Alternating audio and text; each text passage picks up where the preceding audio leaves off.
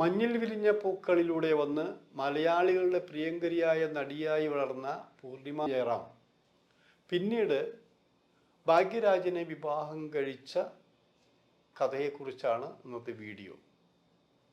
ഫിലിമി പ്ലസിലേക്ക് എല്ലാവർക്കും സ്വാഗതം.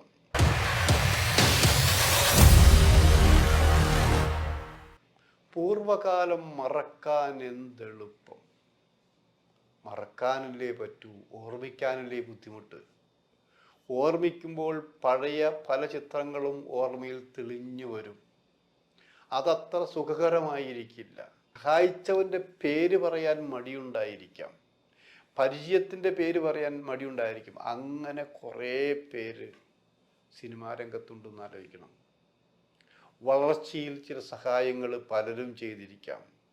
വളർന്നു കഴിഞ്ഞാൽ പിന്നെ താഴോട്ട് നോക്കില്ല. അങ്ങനെയും കുറേ പേര് ഇവിടെയുണ്ട്. അവരിൽ ഒരാളുടെ പേര് പൂർണിമ ജയറാം എന്ന് പറഞ്ഞാൽ തെറ്റാകുമോ? തെറ്റാകില്ല. 1980 സംസ്ഥാനത്തെ മികച്ച നടിക്കുള്ള അവാർഡ് ലഭിച്ചത് മഞ്ഞിൽ വിരിഞ്ഞ പൂക്കളിൽ അഭിനയത്തിന് പൂർണിമ ജയറാമിനാണ്. ഫാസിൽ എന്ന പുതുമുഖ സംവിധായകൻ മലയാള സിനിമയ്ക്ക് കുറേ പുതുമുഖങ്ങളെ സമ്മാനിച്ചു. അതിൽ ജെറി അമൽദേവ് അടക്കമുള്ളവരുണ്ട്, മോഹൻലാലുണ്ട്, പൂർണിമ ജയറാമുണ്ട്. തമിഴിൽ നിന്ന് വന്ന മലയാളിയായ ശങ്കറുണ്ട്. അങ്ങനെ നിരവധി പേര്. ആ സിനിമ തുടക്കത്തിലൊന്നും തീരെ ആളുണ്ടായില്ല. അത് അപ്പച്ചൻ്റെയും മക്കളുടെയും ബുദ്ധിയിൽ ഉദിച്ച പ്രചരണ രീതി, കൂട്ടത്തിൽ ഫാസിലിൻ്റെയും ആ പബ്ലിസിറ്റിയുടെ ടെക്നിക്ക് കൊണ്ടാണ് ആ പടം പിന്നെ ക്ലിക്ക് ചെയ്ത് സൂപ്പർ ഹിറ്റായി മാറിയത്. അതിലത്തെ അഭിനയത്തിന് മികച്ച നടിക്കുള്ള അവാർഡ് വാങ്ങാൻ പൂർണിമ ജയറാമും അമ്മയും ട്രിവാൻഡ്രം മെയിൽ വന്നു. ഞാനും ഫോട്ടോഗ്രാഫറും കൊല്ലത്തു നിന്ന് ട്രിവാൻഡ്രം മെയിൽ കയറി. അപ്പോൾ AC കമ്പാർട്ട്മെൻറ്റിൽ ഒരു ഭാഗത്തോട് സൈഡിൽ ചേർന്നിരുന്നുകൊണ്ട് തടിച്ച ഇംഗ്ലീഷ് പുസ്തകങ്ങൾ വായിച്ചു കൊണ്ടിരിക്കുന്ന ഒരു ഇരുനിറക്കാരിയെ കണ്ടു. സൂക്ഷിച്ചു നോക്കിയപ്പോൾ ആരാണ് പൂർണിമ ജയറാം എന്ന് മനസ്സിലായി. കാരണം മഞ്ഞിൽ വിരിഞ്ഞ പൂക്കൾ സമയത്ത് അധികം പരിചയപ്പെടാനൊന്നും പറ്റിയിരുന്നില്ല. അപ്പോൾ ട്രെയിനിൽ വെച്ച് തന്നെ പരിചയപ്പെട്ടു. ഞാൻ ഇന്ന ആളാണ്, ഇന്ന മാധ്യമത്തിൻ്റെ പ്രതിനിധിയാണ്.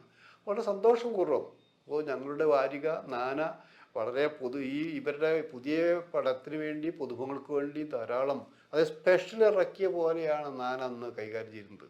അപ്പോൾ ആ ഒരു സന്തോഷം അവരുടെ മുഖത്തുണ്ടായിരുന്നു. ട്രിവാൻഡ്രത്ത് ചെന്നു. അന്ന് കുറച്ച് നമ്മൾ ഫോട്ടോഷൂട്ടൊക്കെ പ്ലാൻ ചെയ്തെങ്കിൽ സമയമുണ്ടായില്ല. അവാർഡെല്ലാം വാങ്ങിക്കഴിഞ്ഞു. പിന്നെ പറഞ്ഞു മദ്രാസിലേക്ക് വരൂ, നുങ്കമ്പാക്കത്ത് വള്ളൂർ കോട്ടത്താണ് താമസം, അവിടെ വീട്ടിൽ വന്നാൽ സംസാരിക്കാം, ഇൻ്റർവ്യൂ എടുക്കാം, ഫോട്ടോ എടുക്കാമെന്ന്. അന്ന് ഒരു പുതിയൊരു സൗഹൃദം മാധ്യമപ്രവർത്തകനും സിനിമാക്കാരിയും എന്നുള്ളത് തുടങ്ങിയിരിക്കുകയാണ്. പൂർണിമ ജയറാം പകുതി മലയാളിയാണെന്നാണ് പറയുന്നത്. നന്നായിട്ട് മലയാളം സംസാരിച്ചതെന്ന് ആലോചിക്കണം. അങ്ങനെ മലയാള സിനിമയിലെ ഒരു പ്രശസ്ത നടിയായി പൂർണിമ ജയറാം വളർന്നു. ദോഷം പറയരുതല്ലോ. മറ്റു നടികളെക്കുറിച്ച് കേട്ടിരുന്ന ചില മോശ വർത്തമാനങ്ങളൊന്നും പൂർണിമ ജയറാമിന് കേട്ടിട്ടുണ്ടായില്ല. അഭിനയിക്കാൻ വരുന്നു, അഭിനയിക്കുന്നു, അത് തിരിച്ചു പോകുന്നു, അവരുടെ കാര്യം മാത്രം.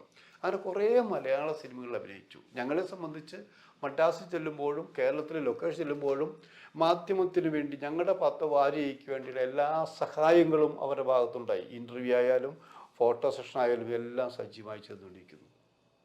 അതിനിടയിൽ നമുക്കൊരു വാർത്ത കിട്ടി. ഭാഗ്യരാജ് വളർന്നു വന്ന ഒരു സംവിധായകനാണ് തമിഴ് സിനിമയിലെ. അദ്ദേഹത്തിൻ്റെ ആദ്യ ഭാര്യ പ്രവീണ, ആ പ്രവീണയുടെ മരണം സംഭവിച്ചിരിക്കുന്നു. പ്രവീണ മരിച്ചത് മഞ്ഞപ്പിത്തം പിടിച്ചാണെന്ന് പറയുന്നു. പക്ഷെ ഞങ്ങളുടെ അന്വേഷണത്തിൽ അത് അങ്ങനെയല്ല എന്ന് മനസ്സിലായി. കാരണം പ്രവീണ ഒരു നടിയായിരുന്നു. ഭാഗ്യരാജ് ആരുമല്ലാത്തൊരു കാലത്ത് സ്നേഹപൂർവ്വം സ്നേഹം കൊണ്ടും സഹായം കൊണ്ടും ഏറ്റവും കൂടുതൽ സഹായിച്ച ഒരു നടിയാണെന്ന് ആലോചിക്കണം. അങ്ങനെയുള്ള പ്രവീണയുടെ മരണത്തിൽ പലരും സംശയം പ്രകടിപ്പിച്ചു. അതൊരു വലിയ ചർച്ചയായി വന്നു. ആ ഘട്ടത്തിലാണ് ഞങ്ങൾക്ക് ന്യൂസ് കിട്ടിയത്, ഭാഗ്യരാജ് പൂർണിമ ജയറാമിനെ വിവാഹം കഴിക്കാൻ പോകുന്നു.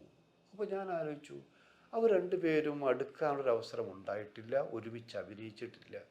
ഈ വാർത്ത ശരിയായിരിക്കുമോ? കാരണം ഞങ്ങളെ സംബന്ധിച്ച് ഒരു വാർത്ത ഫ്ലാഷ് ചെയ്യുമ്പോൾ അത് ഒരു 99% ശരിയായിരിക്കണമെന്നുണ്ട്. കാരണം 1% എന്ന് പറയുന്നത് ചിലപ്പോൾ വാർത്ത കിട്ടുന്നതിനനുസരിച്ച് പോകുന്ന സംഭവങ്ങളാണ്. അന്വേഷണം തുടർന്നപ്പോൾ ഞങ്ങൾക്ക് കിട്ടിയ വാർത്ത ശരിയാണെന്ന് മനസ്സിലായി. അവർ വിവാഹം കഴിക്കാൻ പോകുന്നു.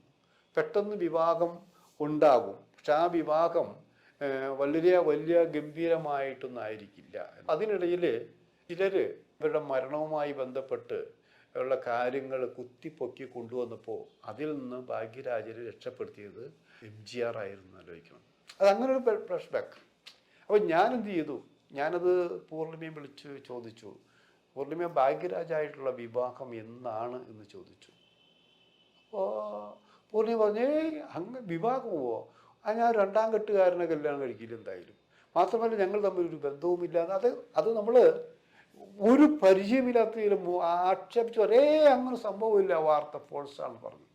അപ്പം ഞാൻ പറയും എന്നാൽ ഈ വാർത്ത ഞാൻ ഫ്ലാഷ് ചെയ്യാൻ പോവാണ്, നിങ്ങൾക്ക് നിഷേധിക്കാം. പൂർണിമ ജയറാമും ഭാഗ്യരാജും വിവാഹിതരാകുന്നു. അത് ഞാൻ ന്യൂസ് ഫ്ലാഷ് ചെയ്തു. നിഷേധക്കുറിപ്പ് പൂർണിമ പ്രതികരിച്ചു, ആ വാർത്ത തെറ്റാണ്. ഭാഗ്യരാജ് നിഷേധിച്ചു, ആ വാർത്ത തെറ്റാണ്. അതിൽ വേറൊരു സംഭവിച്ചാൽ ഞങ്ങൾക്ക് ചില നല്ല സുഹൃത്തുക്കൾ തമിഴ് പത്രങ്ങളിലുണ്ടെന്ന് ആലോചിക്കണം. അപ്പം ഞങ്ങൾ കൊടുക്കുന്ന സാധനങ്ങൾ അവർ കൊടുക്കും, അവരാദ്യം കൊടുക്കുന്ന സാധനങ്ങൾ ഞങ്ങളെടുത്ത് കൊടുക്കും. അതൊരു ടേംസ് ആൻഡ് കണ്ടീഷൻസ് അല്ലേ. അപ്പോൾ ഞങ്ങൾ ആദ്യം ഫ്ലാഷ് ചെയ്താൽ അവർക്ക് വേണമെങ്കിൽ കേസ് ഫയൽ ചെയ്യാം. അപ്പോൾ ഞങ്ങൾ എന്ത് ചെയ്യും, ഞങ്ങൾക്ക് കുഴപ്പമുള്ള കാര്യം വരുന്നത് ഞങ്ങൾ തമിഴ് പത്രങ്ങളിൽ കൊടുക്കും. എന്നിട്ട് ഞങ്ങളിത് മലയാളത്തിലാക്കി കൊടുക്കുമ്പോൾ ഇത് ഇന്ന തമിഴിലെ ഇന്ന വാരികയിൽ നിന്ന് ഇന്ന പത്രത്തിൽ നിന്ന് കടപ്പാടെന്ന് കൊടുക്കും. ഇങ്ങനെയൊക്കെ ചിലൊരു കൊടുക്കൽ വാങ്ങൽ ഞങ്ങൾ അങ്ങോട്ടും ഇങ്ങോട്ട് ചെയ്യാറുണ്ട്. ഇതിങ്ങനെ പരസ്യമായി ആലോചിക്കണം. പലരും ചോദിക്കുന്നു, മലയാളത്തിലെ നടീനടന്മാർ ചോദിക്കുന്നു, സംവിധായകർ ചോദിക്കുന്നു, എന്നാണ് ഭാഗ്യരാജ്യമായിട്ടുള്ള വിവാഹം എന്ന് ചോദിക്കുന്നു, അവിടെ നിഷേധിക്കുന്നു. ഞാൻ മമ്മൂട്ടിയോട് പറയുന്നു, സീമയോട് പറയുന്നു. കാരണം ഇവരൊക്കെ പൂർണിമയായിട്ട് കൂടുതൽ സിനിമയിൽ അഭിനയിച്ചിട്ടുള്ളതാണെന്ന് ആലോചിക്കണം. അവരോടും പറയുന്നു അങ്ങനെ സംഭവം നടക്കുന്നില്ല. പിന്നീട് അറിയാൻ കഴിഞ്ഞത് വളരെ ധൃതിപ്പെട്ടുകൊണ്ട് പൂർണിമ താൻ ഏറ്റെടുത്ത സിനിമകളെല്ലാം അഭിനയിച്ച് തീർക്കുകയാണെന്ന് ആലോചിക്കണം. പുതിയ എഗ്രിമെൻറ്റിൽ സൈൻ ചെയ്യുന്നില്ല. ഏറ്റവും ഒടുവിൽ അവർ അഭിനയിക്കാൻ വന്നത് വർക്കലയിലാണ്, PG വിശ്വംഭരൻ്റെ സിനിമയിൽ.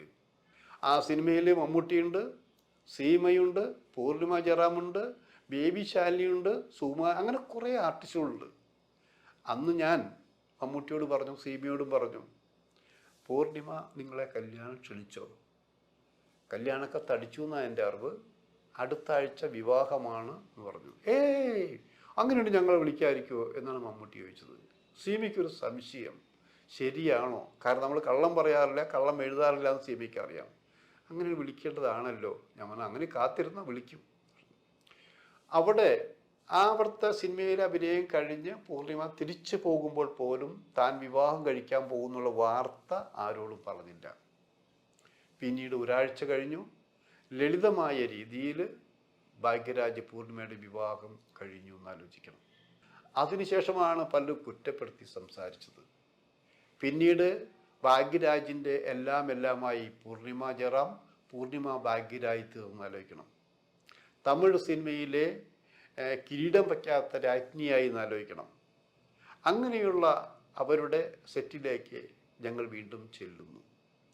പഴയ സൗഹൃദം കാണിച്ചില്ല. തിരികെ പോരാൻ നേരത്ത് ഞങ്ങൾ ചോദിച്ചു, ഇത്രയേ ഉള്ളൂ, മറക്കാൻ എന്ത് എളുപ്പമല്ലേ. അന്ന് ഓർമ്മയിലുണ്ടായിരുന്നത് പൂർണിമ ജയറാമായിരുന്നു. ഇപ്പോൾ നിങ്ങൾ പൂർണിമ ഭാഗ്യരാജാണല്ലേ. ഞങ്ങൾ ഇനിയൊന്നും കുത്തിപ്പൊക്കുന്നില്ല. കാരണം കുത്തിപ്പൊക്കാനാണെങ്കിൽ പ്രവീണയുടെ മരണം മാത്രം മതി എന്ന് പറഞ്ഞു. ആ മുഖത്തൊരു ഞെട്ടലുണ്ടായോ എന്നൊരു സംശയം മാത്രം. അതുകൊണ്ട് തന്നെ പല മുഖങ്ങളും നമ്മുടെ മനസ്സിലുണ്ട്. പലരും പലതും മറക്കാൻ ശ്രമിക്കുകയാണ്. അതൊരു പൂർണിമ ജയറാമിന് മാത്രം ഒതുങ്ങുന്നതല്ല. അതിൻ്റെ നിരയിങ്ങനെ, അതിൻ്റെ എണ്ണം ഇങ്ങനെ കൂടിക്കൊണ്ടിരിക്കുന്നു.